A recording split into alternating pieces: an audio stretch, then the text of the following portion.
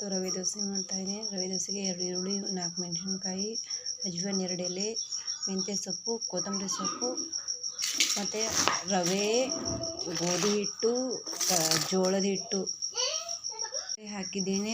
1 cup ಜೋಳದ ಹಿಟ್ಟು, 1 cup ಗೋಧಿ ಹಿಟ್ಟು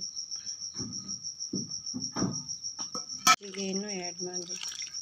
ಮಾಡ್ಕೊಂಡು ಈ ಥರವಾಗಿದೆ ಹಿಟ್ಟು.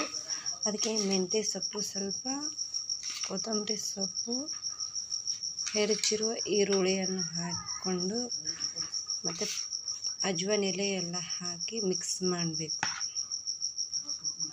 ಹಾಗೆ ಮಿಕ್ಸ್ ಮಾಡ್ಕೊಂಡ ನಂತರ ಸ್ವಲ್ಪ ಹಸಿಮೆಣಸಿನ್ಕಾಯಿ ಖಾರ, ಸಕ್ಕರೆ, 1 ಚಮಚ ಉಪ್ಪು, ಹಾಗೆ 1 ಚಮಚ ಸ್ವಲ್ಪ ಸೋಡಾ, ಶೇಂಗಾ ಕಾಳು, 2 ಹಸಿಮೆಣಸಿನ್ಕಾಯಿ, ಕೊಬ್ಬರಿ, ಕೊತ್ತಂಬರಿ. ಗರಿ ಗರಿಯಾಗಿ ದೋಸೆ